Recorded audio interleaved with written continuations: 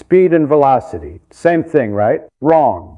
And this isn't just semantics. This isn't just physicists being picky about words. The difference between speed and velocity is fundamental. It's the difference between understanding motion and being completely confused by it. Most people think speed and velocity are the same. Most physics teachers teach them as if they're the same. They'll say, velocity is just speed with direction, and then move on, as if that's a minor detail. But it's not a minor detail. Direction changes everything, and once you understand why, you'll see motion in a completely different way. Let me show you. Speed is simple. It's how fast you're going. That's it. Just a number. 60 miles per hour, 10 meters per second. Just the magnitude. How much distance you cover per unit time. If I asked you, how fast are you driving, and you say 60 miles per hour, that's speed. One number. That's all I need. Velocity is different. Velocity is speed and direction combined. It's not just how fast you're going. It's how fast you're going and where you're going. If I ask, what's your velocity, you need to tell me two things, how fast and which direction. 60 miles per hour north. That's velocity. Now you might think, okay, fine, velocity includes direction. So what? Why does that matter? It matters because physics doesn't care about speed. Physics cares about velocity. And here's why. Remember Newton's first law? An object in motion stays in motion unless acted upon by a force. But what kind of motion? Constant velocity, not constant speed. Constant velocity. That means constant speed and constant direction. Both have to stay the same. If either one changes, a force is acting. So if you're driving at 60 miles per hour in a straight line, your velocity is constant. No force is needed. You just coast. But if you're driving at 60 miles per hour and you turn, even slightly, your velocity is changing. Even though your speed is still 60, your direction changed. That means your velocity changed. And if velocity changes, a force is acting. When you turn a car, you feel pushed to the side. That's the force, the friction between the tires and the road. That force is changing your direction, changing your velocity. Your speed didn't change, but your velocity did, and that's what matters. Here's another example. You're driving around a circular track at constant speed. Let's say 60 miles per hour, never speeding up, never slowing down, just constant 60. Is your velocity constant? No, because your direction is constantly changing. Every moment you're turning, your velocity vector is constantly changing direction, so you're accelerating. Even though your speed is constant, acceleration is the rate of change of velocity, not the rate of change of speed, velocity.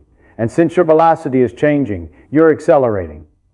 This is called centripetal acceleration.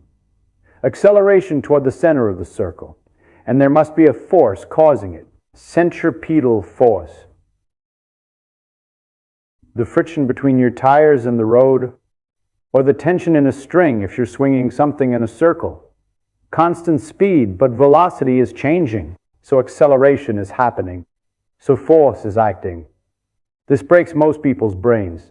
They think acceleration means speeding up, but that's not what acceleration is. Acceleration is change in velocity, and velocity includes direction. So you can accelerate without changing speed. Just change direction. Let me give you another example. The Earth orbits the Sun. The Earth's speed is roughly constant, about 30 kilometers per second. Never speeds up, never slows down. Just constant speed around the Sun.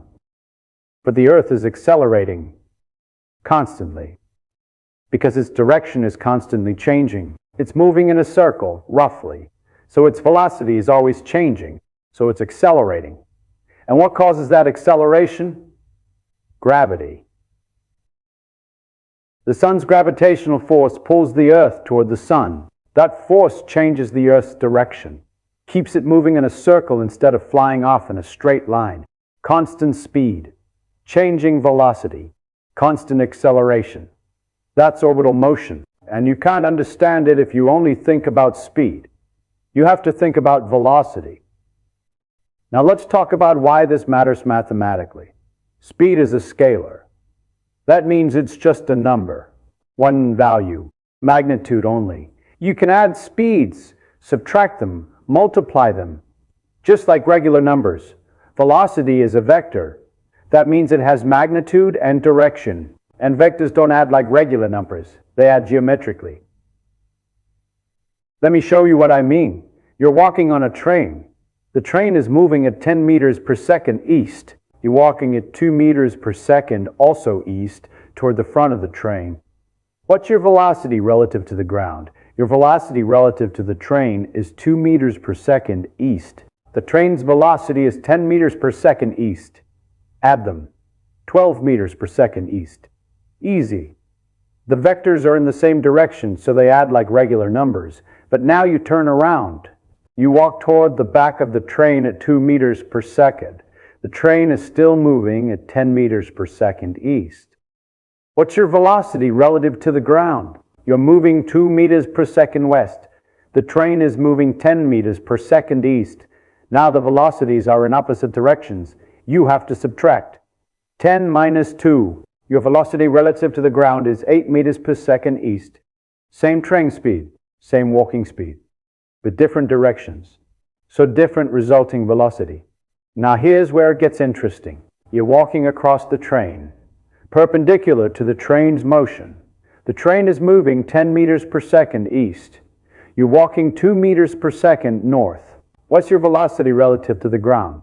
You can't just add 10 and 2 because they're in different directions. You have to add them as vectors. That means using the Pythagorean theorem. Your velocity is the square root of 10 squared plus 2 squared. That's the square root of 100 plus 4. Square root of 104. About 10.2 meters per second. And the direction? You have to calculate the angle. You're moving mostly east, but a little bit north. The exact angle is arctangent of 2 over 10, about 11 degrees north of east. So your velocity is 10.2 meters per second, 11 degrees north of east. That's velocity, magnitude, and direction. If I only told you the speed, 10.2 meters per second, you wouldn't know which direction. You couldn't predict where you'd end up. But with velocity, you have complete information. You know exactly how you're moving. Now let's talk about why velocity is so important in physics. Newton's second law says force equals mass times acceleration. F equals ma. But acceleration is change in velocity, not change in speed. So if I apply a force to an object, what happens? Its velocity changes, not necessarily its speed. Its velocity.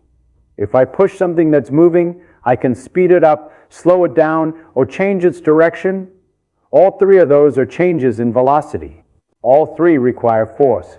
But if I only cared about speed, I'd miss two of those. I'd only notice when things speed up or slow down.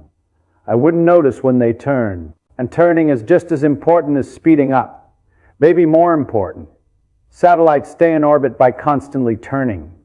Planets orbit stars by constantly turning. Electrons orbit nuclei, kind of, by constantly turning. Turning is everywhere. And you can't understand turning if you only think about speed. You have to think about velocity. Here's another reason velocity matters. Conservation of momentum. Momentum is mass times velocity, not mass times speed. Velocity. That means momentum has direction. When two objects collide, momentum is conserved. The total momentum before the collision equals the total momentum after.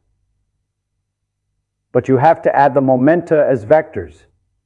You have to account for direction. If two objects are moving toward each other and collide head-on, their momenta are in opposite directions. They subtract. That's why they can cancel out. That's why two objects moving toward each other can both stop after a collision if they have equal and opposite momenta. If you only cared about speed, you'd say they both had momentum before and both had zero after. Momentum wasn't conserved. But that's wrong. Momentum was conserved. You just have to account for direction. Let me give you a concrete example.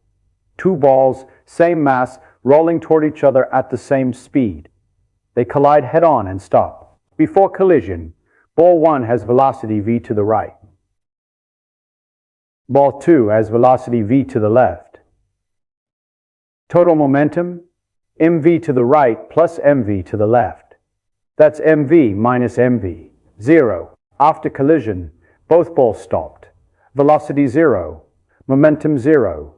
Before momentum, 0. After momentum, 0. Conserved. But if you only looked at speed, you'd say ball 1 had speed v, ball 2 had speed v, total speed 2v. After collision, total speed 0. Speed wasn't conserved. Right, speed is not conserved. Velocity is conserved. That's the difference. This is why velocity matters. It's not just speed with direction tacked on. It's a completely different kind of quantity. It follows different rules. It's what physics actually cares about. Here's another example. You throw a ball straight up. It goes up, stops at the top, comes back down. What's happening to its velocity? At the bottom, velocity is, let's say, 10 meters per second upward. Halfway up, velocity is 5 meters per second upward. At the top, velocity is 0. Halfway down, velocity is 5 meters per second downward. At the bottom again, velocity is 10 meters per second downward. Notice what happened. The velocity changed from positive to negative. It went through 0 at the top. The magnitude changed, and the direction reversed.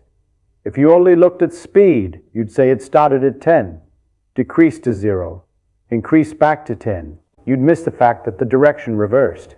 You'd miss the fact that the final velocity is in the opposite direction from the initial velocity.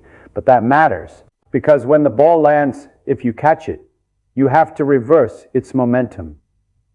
You have to apply a force, and the force depends on the velocity, not the speed. It matters that the ball is moving downward, not just that it's moving at 10 meters per second.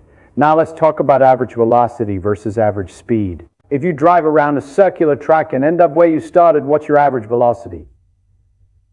0. Because velocity is displacement divided by time.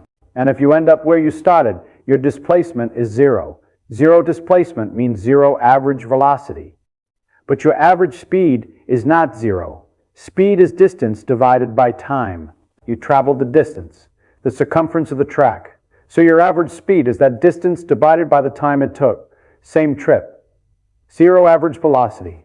Non-zero average speed. This is why velocity is more fundamental. It tells you about the overall change, where you ended up relative to where you started. Speed just tells you how much ground you covered. It doesn't tell you anything about the net result. In physics, we care about the net result. We care about displacement, not distance. We care about velocity, not speed. We care about change. Here's the last thing I want you to understand. Speed is always positive. It's a magnitude. It can't be negative. You can't have negative speed. Speed is 0 or positive. That's it. But velocity can be negative, because velocity has direction. If you define one direction as positive, the opposite direction is negative. A car moving east at 60 miles per hour has velocity plus 60 miles per hour. A car moving west at 60 miles per hour has velocity 60 miles per hour. Same speed, different velocity. And that minus sign matters, because if you're calculating forces, momentum, energy, anything, you need to know the direction. You need the velocity. The speed alone isn't enough. So here's what you need to take away. Speed is magnitude. Velocity is magnitude and direction. Speed is a scalar. Velocity is a vector. Speed tells you how fast. Velocity tells you how fast and where. Constant speed doesn't mean constant velocity. You can have constant speed while turning, but your velocity is changing. Acceleration is change in velocity, not change in speed. You can accelerate at constant speed. Physics cares about velocity. Momentum is mass times velocity. Force causes changes in velocity. Conservation laws conserve velocity, not speed. If you only think about speed, you'll miss half of what's happening. You'll misunderstand turning. You'll misunderstand orbits. You'll misunderstand collisions. But if you think about velocity, everything makes sense. Motion becomes clear. Forces make sense. conservation laws work. That's not just semantics. That's fundamental. That's the difference between understanding physics and being confused by it. So next time someone says speed and velocity are the same, correct them. They're not. And the difference matters. It matters deeply. Speed is how fast you're going. Velocity is how you're moving. And in physics, how you're moving is what counts.